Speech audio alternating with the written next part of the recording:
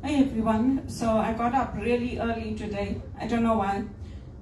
Because I know I'm not working. Usually I only get out of my bed at around 10, even if I wake up early. But today I got up really early. So I just finished vacuuming my place and cleaning the bathroom, all the usual stuff. I only vacuum once a week. The rest of the time I sweep because it's less electricity and stuff used. And then I took my aloe vera plant outside because it's got 4 or 5 in there and I can't repot them. I'm not going to. And it's nice now in the summertime I can leave it outside because it's gone too big to keep it inside. I also put it outside because there was some kind of flying bug that was in my apartment. I thought they were cockroaches, but then when I looked at it, I saw it's actually a plant bug, so I took it out. Because I think it's either that or the poinsettia, because the African violets and the potus, they don't get those types of bugs. So I put them outside, and I'm going to leave it outside now for the summer. It's gone too big. And for today's reflection, I wanted to do it on the value of work. So your work, whether it's paid or unpaid, your work is important, because I know that there's a lot of work that we do at home in volunteering that helps our communities and helps our organizations, but it's unpaid. But whether it's paid or unpaid, your work is valuable in the eyes of God, and that work is important. And remember when I was a student at Regis College, one of the ladies said to me, you shouldn't do so much volunteering. I said to her, but I have to because I'm not working and I need to show people that I'm doing something. She's like, it's free labor. This country gets away with murder. I said to her, well, I have to do something. I have to put something on my resume. I have to show people what I'm doing. Otherwise, I'll never get anything. It's different for you because you're born here. So you have your generational contacts to have open doors for you.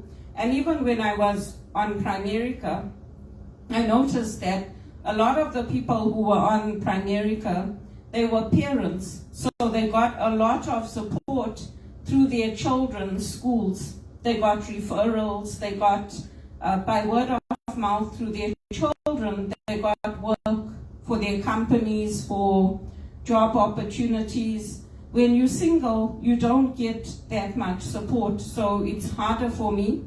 And that's also why I make these videos. The other thing I noticed is that I used to support all these artists when I was growing up, George Michael and Boy George and all of them.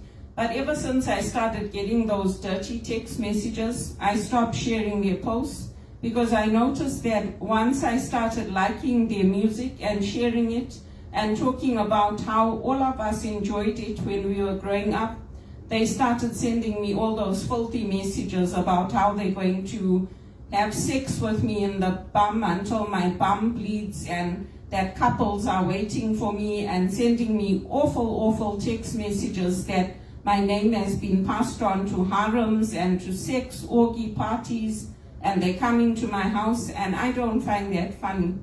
Maybe Canadians find that kind of humor funny. People who are born here, I don't find it funny. And people who come from Zimbabwe, they'll be disgusted with that. They won't find it funny. It's not funny. It's somebody's life that you're talking about, and it's completely disrespectful. Whether it's my life or somebody else's life, it's completely disrespectful. So it's inappropriate. And then also I was checking on my YouTube because a lot of us who post for the church, we don't allow people to comment because again, we get inappropriate messages. So I was checking yesterday and some person put, please stop messaging me directly. I don't message anybody on YouTube. I don't message. The people I message are people who are connected with me, my friends, people connected with me on LinkedIn or through John Maxwell. And yesterday, somebody sent me a fake message to John Maxwell's account on LinkedIn. Somebody is pretending to be him, and they've only got 3 contacts. So I just blocked it and I deleted it. People are spamming all the big companies. I got an inappropriate message from somebody claiming to be from EY. There's no company in North America that is going to send you a message on your LinkedIn to say we've got an executive assistant open and apply to this at outlook.com or apply to this at gmail.com. There's no company that will do that. They will refer you to their website. They'll say, check our website, we have an executive assistant job opening. They're not going to give you a link to say, like, go here, send your email here. They're not going to do that. And they also try to trick you to say that, oh, if you pay this much, you're guaranteed a placement. There's no company that does that. There's no recruiter that does that.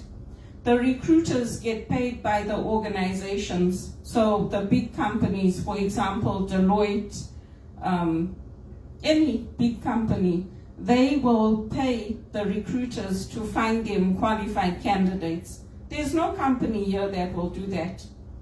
And if I raise awareness for the sisters or what's happening even in England where landlords are saying, oh, if you have sex with me, then you can stay here. I'm doing it to raise awareness, not to support it. So you have to have, in this culture, you have to have a critical thinking. Because some people think you're sharing it because you're supporting it. I'm not. And people are stupid enough to think that somebody like me, who's a spiritual director and comes from a good family and has a solid working history, would support something like that. Why would I? Why would I? I wouldn't want something like that for myself, so why would I support it for others? It's stupid, isn't it? So anyway, I don't know what I'm going to do with the rest of my day now. There's tennis on, maybe I'll follow that. But yeah, it gets to a point where it's like, okay, what do I actually do? So because they're doing some repairs inside, I might go to the church or something later. But it's like, that's why people work, not just for the money, but for purpose, to add value, to build community. That's why people work. I think it's unfortunate that my friends, Maria Thomas and Father Larry and all of them couldn't get me into a position at the church. That would have been ideal for me. But anyway, we'll see how it goes. I'm still asking for your prayers, and I'm asking for prayers that I keep well, that my medication continues to work, and also that where possible, my doctors will find me non-medications, like things that are over the counter, adjustments in foods, things like that, because that's what my doctor's trying to do. And that's what I like. And Dr. Ing was also like that. So we'll see how it goes. But yeah, trying to lose weight is very hard work.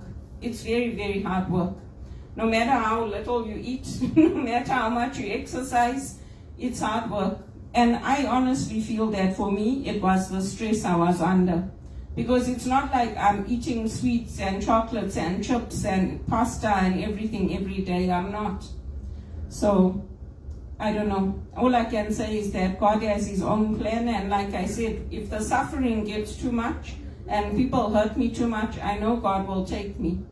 I've asked Him, I've said I want to live a long and healthy life, God. I don't want to go. I want to have a good job. I pray to St. Anthony also to help me find my lost jobs and St. Joseph the worker. But God has His own plan. God has His own plan, and I'm not like other people. I'm not like, oh yeah, I'll be happy when this life is over. I'm not like that. I cherish this life. I cherish every day, every moment, every sunrise, every sunset, every song of the bird that I hear. I cherish my hands, that I can play my piano. I cherish all of it, and I thank God for my life. And that's what I would encourage others to do. And if I get that job in Zimbabwe, I'm willing to go. I like the schools in Zimbabwe. I like how they do things here. People have told me, oh, send your name to the Catholic School Board. Try this, try that. Nothing works, even with referrals.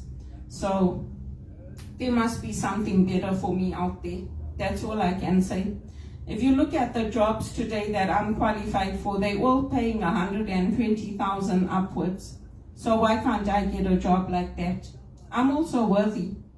I'm also worthy of those jobs. That's what I say.